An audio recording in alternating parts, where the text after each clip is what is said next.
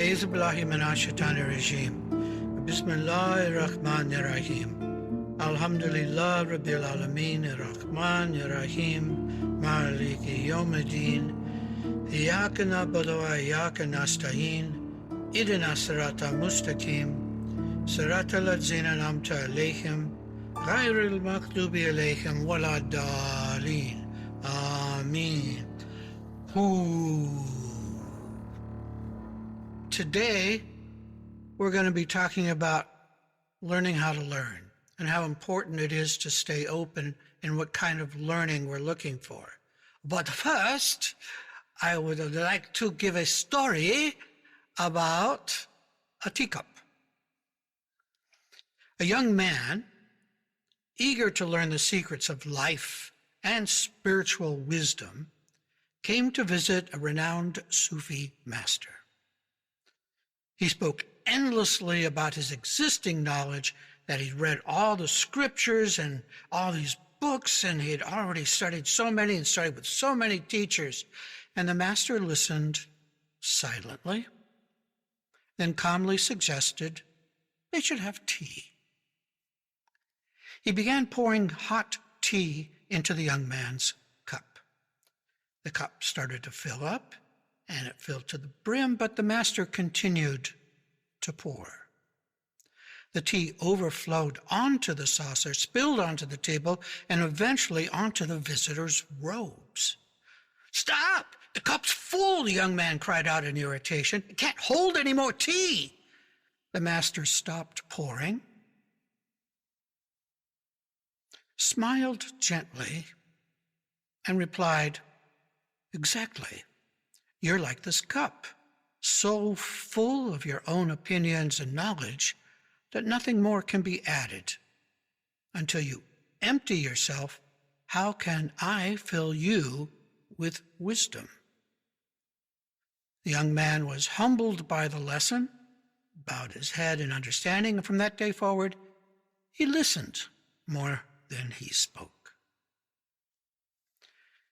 So, what are the takeaways from this?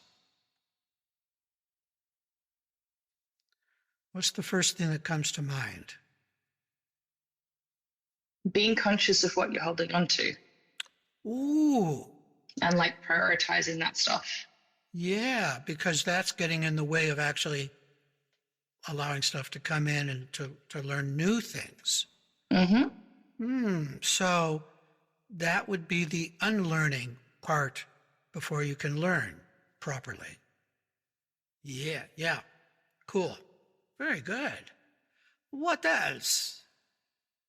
Basically along the same line, the phrase clean slate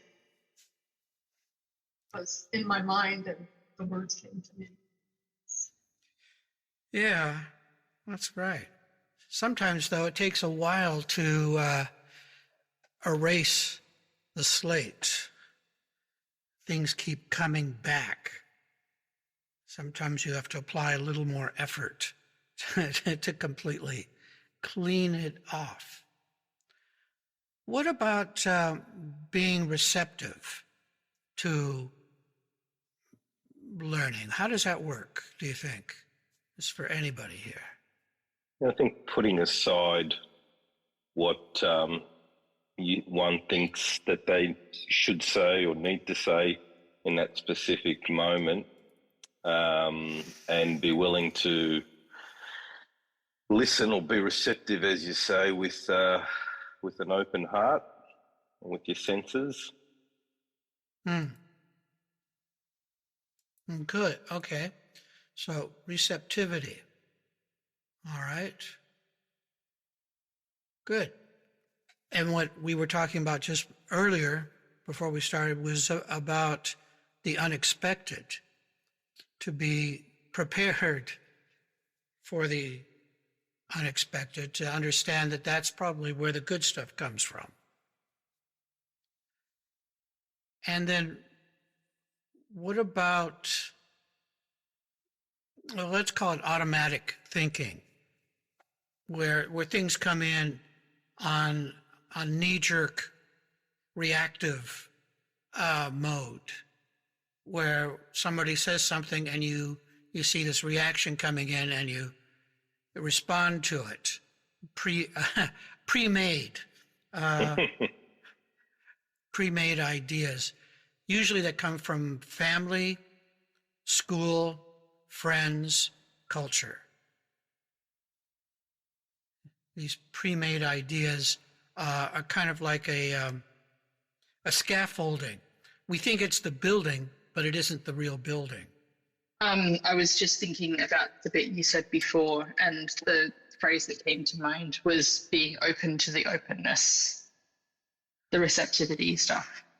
To be aware of your own biases so that you can probably see them. Usually they come out when you're having a conversation with somebody that you feel open with, and all of a sudden your mouth is saying these things that you don't believe. And it's kind of like, why am I saying this? And this also happens around children as well, where the pre-formatted concepts come spewing out, and you go, I don't believe I'm saying that. What? Where's that coming from? So part of this is understanding that the parts that are limited inside of us are lies. There is no limit, really. When you connect with Allah, when your heart is open, it's like there's a flow going on where you and Allah, or the universe, however you want to think of it, is flowing. And you're part of that. But when we get excited, when we get distracted, when we're nervous or shy or have any kind of limitation, to me it seems like that's nafs, or if you like, shaitan, or however you want to think of that littleness, the smallity, patent pending on that word, of imagining that we're just this little thing that has no right to be. And that's a lie all the way through. So the understanding that we need is that information is coming to us from every angle, from every kind of vibration in the universe. The limitation that we create is that we want to control it. And wherever our focus is the filter that will allow the information to dribble in that way. Does that make sense? That was kind of a weird sentence. What I mean is, however you're thinking is a frame that allows only a certain amount of information to come through of that color. Let's say you're thinking color, you're thinking blue. I don't deserve this or that, or I'm not worth that. I'm not worthy of, This filter allows only certain information to come through. That's also part of our bias. And learning what that is part of learning about ourselves. So there's learning us, and then there's learning Allah. But we need both to be able to have a coherent view of life and live it the best we can. So this is about learning how to learn. There's another story our friend Mawlana Jalaluddin Rumi gives in the Masnawi. So I'm going to read I'm going to retranslate it as I go through here. It's called the Grammarian and the Boatman. A grammarian sat down in a boat, and he turned to the boatman as they're moving across the river, a very big river, and the grammarian, very full of himself, said, "Hey, you studied grammar?" And the boatman said, "No." And the grammarian said, "Well, then half your life has gone to nothing." The boatman became disturbed in his heart from sorrow and kept silent from answering.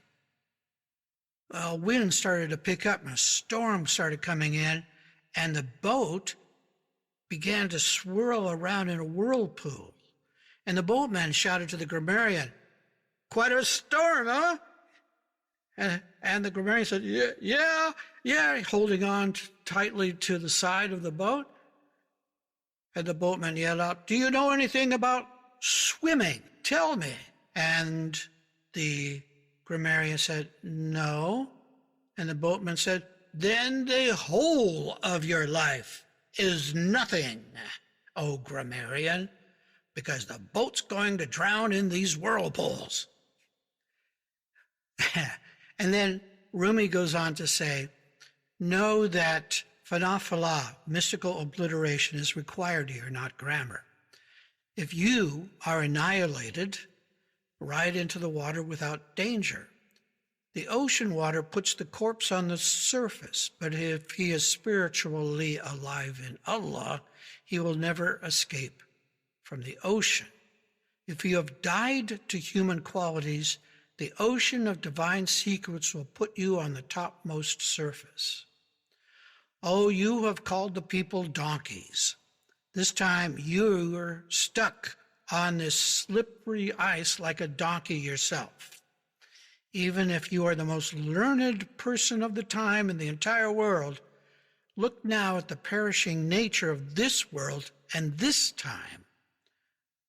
We have sown into the story about the man of grammar so that we might teach you the grammar of the annihilation of yourself. O wonderful friend, in becoming less, you will find the law, the grammar of grammar, and the transformation of the parts of speech." I kind of like that. Do you have thoughts about this? Okay, I have something I want to read to you from Idris Shah's book called Learning How to Learn. So somebody asks, why is it that so many people read so much and yet are not changed by it? Can people not absorb Sufi information through the written word? And the answer, he says, is to learn something, you have to be exposed to it a lot of times, perhaps from different perspectives, and you also have to give it the kind of attention which will enable you to learn. In our experience, people fail to learn from Sufi materials for the same reason that they do not learn other things. They read selectively. The things that touch them emotionally or which they like or are thrilled by, they will remember or seek in greater quantity and depth. And this brought me to social media algorithms and clickbait. Since these are often the last materials which they will probably need, and since such an unbalanced attitude towards anything makes the person in need of balance in their approach, we have the situation to which you refer. We may at once admit that cultures which seek to highlight crudities and things which immediately appeal and to project them in attractive forms and endorse and sustain them are unlikely to produce, on the whole, people with appetites for other than more of the same thing. But this behavior will merely perpetuate the same kind of personality and attitude which created it in the first place. I mean, are you thinking about like TikTok and Facebook and things like that? Because this is specifically applicable.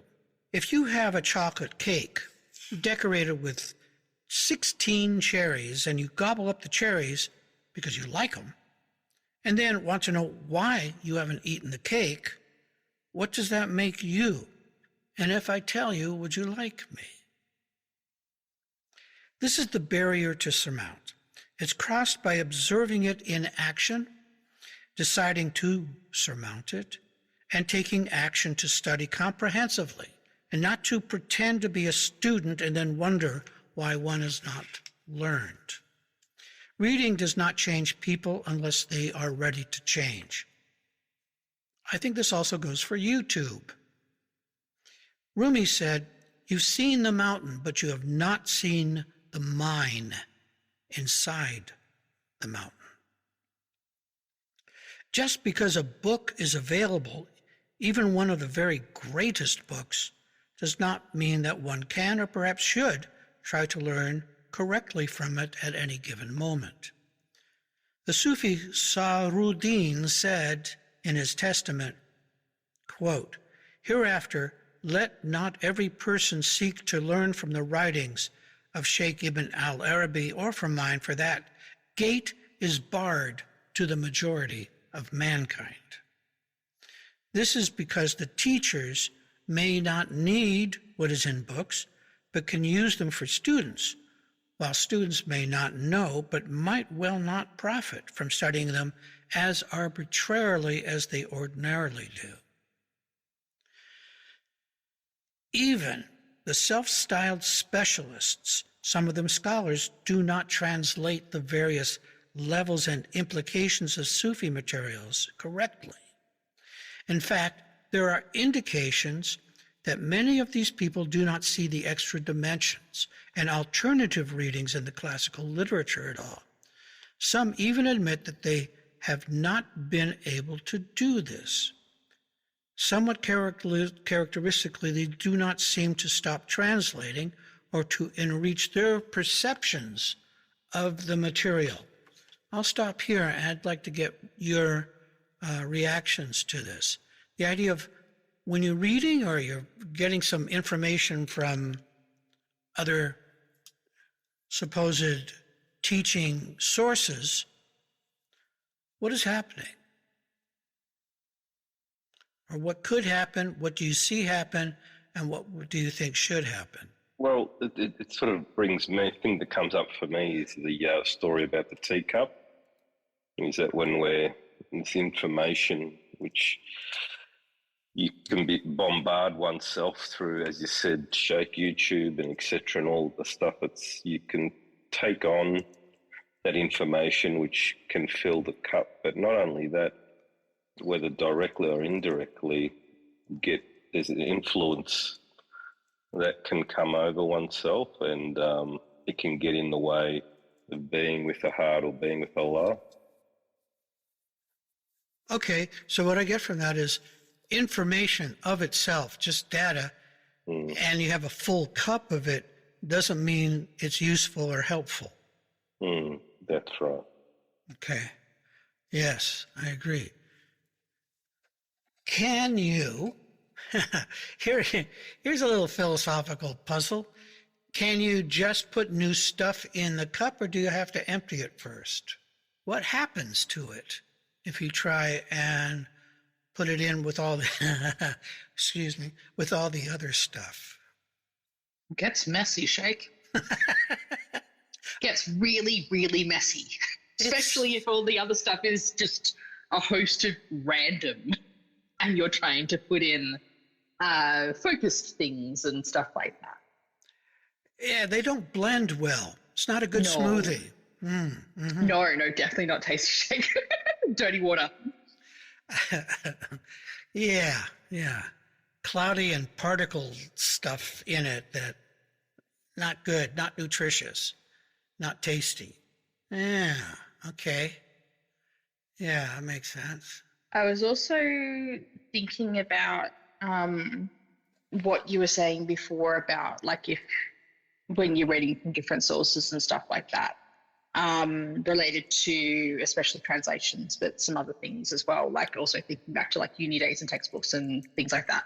I think the beauty of the fact that there are so many different sources about a certain topic means that if you're willing and able to look into all aspects, then you can get more of a well-rounded kind of understanding of the thing and then personal opinions. But if you only look at one source, then you only look at what they think or how they translate something. Right. So it's a very niche sort of understanding, and it doesn't, and not in a good way. It's like, I know a pinprick about this topic, not enough to kind of understand it properly in a well-rounded sort of way. Does that make sense? Yes. So a well-rounded kind of way to look at things. I'm interested in that. What do you know about critical thinking? I know things and my brain's just lost it all. It's not just focusing on the confirmation bias sort of element of things is where my brain's going to right now. So when you're thinking critically about something, you're looking at different aspects, different elements of it, that sort of stuff, rather than going, I know all about this topic because I learned it from one person. Okay. And you're challenged to question things too. Right. Yeah. As I understand it, one way that this is done, especially like in a classroom situation, is what's called forensics, or rhetorical forensics, in the sense of you take on one side, you defend it from others who disagree, and then you take the other side and defend that from that side. That way, you get a complete view, perhaps, maybe, or at least multidimensional, rather than taking one side or the other. It allows you to get a better perspective of all the different parameters of that specific situation or question. Yeah, that's a great description of it. My brain didn't have enough information before, sorry, Shay. But also that is then bringing in my head about like the concept of debating, like whether it's public speaking, debating sort of stuff at school, because some of the context, but you're in the debating side of things, you're only focused on one topic and you kind of go, oh, well, the other person's terrible ideas and I need to rebut things and all of that. And you're just focused on this is my way of thinking. But what you were saying before about looking at both sides and arguing both sides means that you're not just focused on the narrowness of one side, which is really cool. Okay. Rosie, something you wanted to say? What came to me earlier was from Taoism and the usefulness of an empty vessel. A full vessel, what are you going to do with it? It's already busy. So you need an empty vessel for something to come in. So that had come up to me later. But Rukaya, I was following everything you were saying, so it didn't sound scattered or whatever at all. Shukran, because it felt scattered in my head.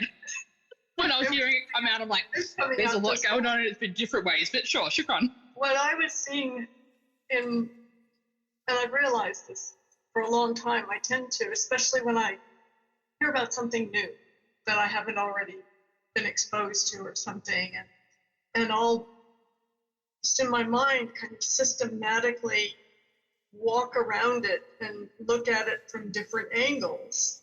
Like, I guess that's curiosity and just wanting to see things from different perspectives and how something might fit or not fit with something.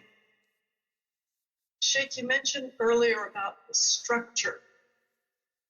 And I've experienced that there are times when there's some kind of structure needed when I hear or read or learn about something that is completely new to me.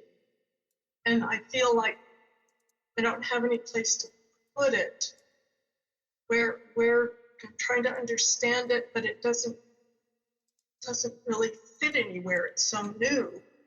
And so then there's time to kind of build some sort of framework for understanding it. And that probably doesn't make sense either. No. That's what that brings up is the idea of Sheikh talking about the backpack. Yes. There's some things that I don't know where this fits. I have no idea what the truth or lie of this is. I'll put it in the backpack, and when I get more information, I'll pull it out and see if it makes more sense. There's also a very important triad of things necessary for learning, especially in the Sufi way. And that is time, place, and readiness. It may be the right time to learn it, but you're not in the right place or in your head ready to receive it. I mean, even on a basic level, Rumi talks about the open secret. If you've never heard of Sufism or are not interested in it, it doesn't exist. It's a mystery that you have no connection with. But when you're ready, all of a sudden you find all these books and there's tariqas, there's teachers. What? This is fantastic. So the idea of readiness is a really important part, I think, of learning, and knowing in learning how to learn that you need to know your own readiness for certain information, that when you're ready, you'll be able to see it and to trust your heart to guide you on this journey. I think very often people try to plow their way through by just jamming into their head all the YouTube videos and books on tape they can get into their head, when it's not adding up to anything because it's just data without any kind of context. Not what I'm going to call a gnosis context. And by gnosis, I'm talking about a visceral understanding with your being, that you, very often people who want to start in Sufism, I ask them, what do you know? And by knowing, I'm asking them, what is not a fact, but is something that cannot be taken away from you and that will not change? And it comes to just maybe 3 or 4 things that I can count. One, who you love and who you honor or respect, and maybe a couple virtues or care about, and that's about it. I mean, we don't, when you think about it, we have heard very often that we're going to die, but that is not a Gnostic thing. That is not something that we know. We see evidence of it all the time. But do you know it? Sometimes yes, sometimes no. So again, there's things that we take on faith until we believe it. That's my understanding of faith and belief. You have faith in something until you actually have surety of it. And then it becomes belief because it can't be taken away from you. It's known. So being ready for something means trusting your heart that it's guiding you. You ask to be on the Sufi path, and Allah says, and the Sheikh says, yeah, let's go. So the education process is automatic. It's happening. Whether we want to acknowledge it or not, that's up to us. And there's another part in there that can be confusing, and that is living in paradox. We are in constant paradox. I mean, here we are, these beings of light inside a meat pack. What the is this? Right? it becomes very paradoxical to go and wash the dishes, vacuum the floor, clean up, and have relationships, because it's all very messy and very paradoxical to thinking, I was just light just a little while ago. What's going on here? This is confusing. And to just take it on is like, well, this is educational. I have much to learn, and that the why I'm here is to learn. I mean, why else would we be here? So when we approach it positively and go, I'm just here to observe and learn and learn what I need to learn and have fun learning it. And some things are not as much fun as others. However, that's part of the learning as well. Yeah, that's kind of how it is. I believe that's why we're told to appeal to yellow teeth. Yeah. to make the learning easy. Oh, please. Please, I've had it the hard way. I prefer the easy way. Just give me subtlety anytime. I've had the hard way. I don't vibe with that. Can we do something different? Yes. Yes. Can we let's pare it back a little bit. Let's go simple. Where you were talking about the light inside the meat sack, and my brain went, yeah, the meat sack is literally all encompassing. Physically and not emotionally, but everything elsely.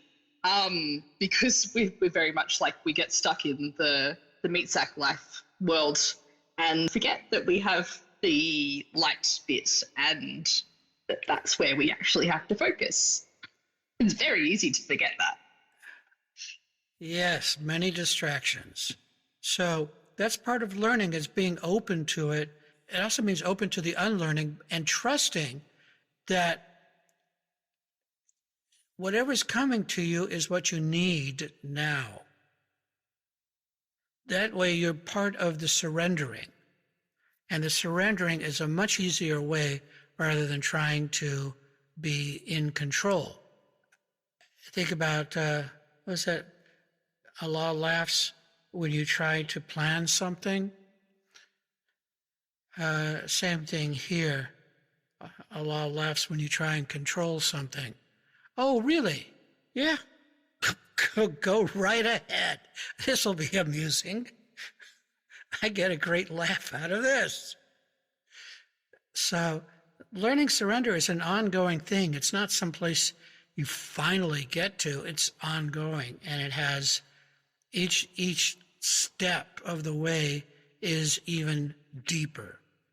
All I can do is I just have all of these flashbacks to when Sheikh's talking to me, and he says, oh, learning. Let me tell you about learning. And he draws a picture, a big circle. He says, this is what Allah learns. This is what Allah knows. And he takes a very sharp pencil and he goes like that. This is human learning. And it goes, let's see, where's yours? Sorry, I can't find a point in here. It's kind of like, got it, Sheikh, thank you. So I think it's easier to surrender and just go, look, I don't know anything, but I'm here to learn, and I want to try and stay positive about it. So please help me understand what I need to. And may the rest of it just dribble away, because I don't need that other stuff. Alameen, you had a question. Yes, I was thinking a way that you may have answered it really with what you've just been talking about, Sheikh. It's just about how does one, what I've been confronting recently is that trying to have more of an open relationship with my heart. And I've been confronted with my own biases where, basically sort of cultural and family stuff that gets in the way. And what I mean by that specifically is that there is always a tendency to think of the worst to be prepared for the worst. It was almost like catastrophizing. So what I've been noticing is that sometimes when wanting to be with my heart and trying to be open, there's a tendency for this part of me to come in and act like it's coming from my heart, but it's really a nafs part of me. So I suppose the question is was that, is it just setting the intention and the practice of being open as possible and trying to hold that nafs part at bay? Or, is there something else that you can suggest? If I may, parenthetically, it sounds very Catholic. Yeah, I knew you were going to go there. But I think we all have places in our heart that I'm going to call, for lack of something better, spiritual astigmatism. Little black boxes, big dots that you go to a certain place in your heart and it's kind of like, can't find it. I don't see it. Where's that connection that I need? And you see, it's been replaced by this fear or this guilt or this regret or this I should have business or some kind of cultural paradigm, girls should be nice kind of thing, that you start to go somewhere and this logo comes up. I'm supposed to be nice. And you go, what? But I don't. That's not true. But the thing is kind of like burned in. And you go, what am I supposed to do with this? I want to connect with my heart and I get this. This is part of the learning and accepting it and not getting hung up on going, but it's not right. This is where the unlearning process has to come into play. And you have to look at it and go, well, where did this come from? And to approach it as you would like a scientist. You want to, or a doctor. You want to extract the tumor. And it's a very delicate operation, because if you do it wrong, you'll have to start over again, or blotch the operation and make it worse. So this is where trusting your heart that it knows how to do this, and you accept the lessons that come to help you undo it, to unlearn it. It requires just as much time as it came to be, or maybe half the time, but it requires full intention. And what this does is it allows you to learn how you learn. This is part of learning. You're learning how to remove things that don't belong. They're not you.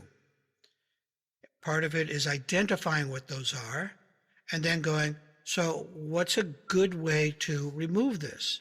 And this is where the scientific kind of mind comes into play, or if you like, art of war, the Sun Tzu form of it, going, so where did this come from? What's the source? You source it and you go, okay, well, it came from being told this many, many times. And since I was so young, I just accepted it as truth. And now you look at it and you go, well, that's not true. As a matter of fact, it's a lie. It has nothing to do with me or being a human being. But it's a cultural manifestation. It's a cultural tumor. And so how do you get rid of that is your suluk. This is your path, and what you need to learn is what you need to do to make it go away. Very first thing is to accept it for what it is. This is true. Yes, and I do think like that. I don't like it, but it's there. 2, the source comes from the culture or the family or the mother or the daughter or the father or wherever it came from. So that's the source. 3, what do I need to do to remove it? 4, you get your intention together. This is Inya. You have to know that by setting your intention, you can then follow with the proper action, but you can't follow the proper action unless you have your intention set correctly. The intention is, I would like to remove this from my life. Good. That intention will then initiate some heart and your educational program to come into play, going, well, what do I need to do next? Next, for somebody, it might need to be getting angry about it. Maybe that's a good motivation because this gets some energy going that needs to be heated up in you to get some energy happening. I don't like this. This is a motivation. That energy creates a motivation to go, and it sets it up so that you will not fail because you're setting this up. I'm going to do this no matter what.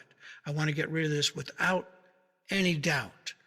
And then it becomes, for a while, your prime mover. Your prime energy is focused on this. Sheikh says, when you're fighting your nafs, you put this in the forefront of your consciousness. That is in your frontal lobe.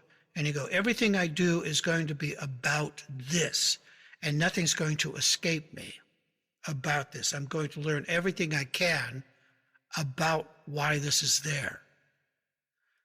And then once that is set in motion, you will begin to see, and you can use the zikr of Yahak. I found is very helpful to getting to the truth of what the reality of this construction of this little tumor is about. So, and then as you open it up, it'll start to reveal itself and show you its vulnerabilities and its weaknesses. And you keep at it. You don't stop. You keep your focus on this because your intention now is set. The actions then will follow as appropriate, as a zikr of Yahak and a clear thing of I don't care about being good or nice or bad or anything. I just want to know who I really am, not what other people tell me I am. This will take 2 to 3 or 4 months to overcome because what you're doing neurophysiologically is you're rewiring your brain. The brain is plastic and is able to do this. However, it can't do it without intention, motivation, focus, time, and sense of humor. Thank you. Because if you take it seriously, it then backfires and becomes a nafs itself. Why can't I get this? I'm so stupid. And you go, oh, there I did. I just got in the way of my own self of trying to get something done. So you stay positive about it. You go, we can do this. I can do this. And the more that you do this, the better and easier it gets because you understand yourself better. You're knowing yourself. You're learning you.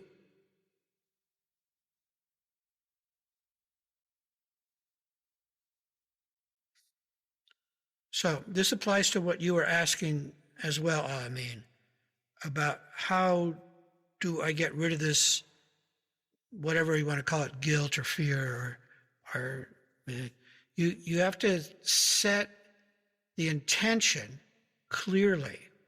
I want to do this for Allah's sake, to know my heart and to be able to trust Allah, to surrender. Whatever you need to say to set that clearly. You really can't act without that intention clarified. Does that help? Any other questions about that? I'm happy to talk about this. a heart of war against the nafs. You can also, in your action, besides the zikr, is call on your peers, that is Abdul Qadir al-Jilani, Ahmed Rafai, Sheikh Tanner Ansari, Sheikh Muzain Ansari, Muhammad Ansari, anybody that you feel is close to who you have rabita with. And that's one of the purposes also of learning about the prophets. They lived their lives in service to Allah as examples for us to be able to see this is humanly possible. They are examples of what that looks like. They are examples of Insani Kamil. That is a completed human being. It doesn't mean that they live perfect lives. It means that they're in surrender to Allah and understand that this is Allah's world, Allah's time, and Allah's game plan. There's reasons for everything, and we may not understand them for a while. But if we keep working towards connecting with Allah, He will provide everything you need. Bismillahir Rahmanir Rahim. Alhamdulillah Rabbil Alameen. Irrahmanir Rahim. Maliki Yawmiddin. إياك نعبد وإياك نستعين اهدنا الصراط المستقيم صراط الذين أنعمت عليهم غير المغضوب عليهم ولا الضالين آمين. Ooh. Merry Christmas, Happy New Year, Happy Hanukkah, Happy Kwanzaa. I'll see you in a couple of weeks, Rosie. And Robert. Salaam Alaykum. Salam, everyone. Have a wonderful week.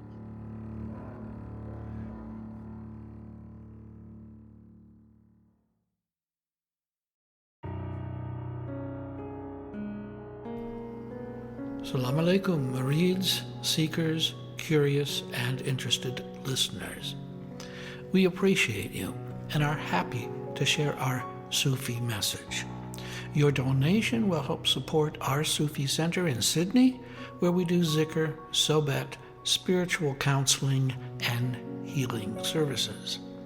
We believe the message should be free, but it costs equipment, rental, services, software, and hardware to get this to you.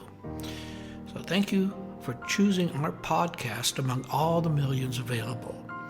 If you go to our website, AnsariSufiOrder.org, you will be able to donate through PayPal whatever you think this information is worth to you. Blessings and love, the Australian Ansari Sufi Order.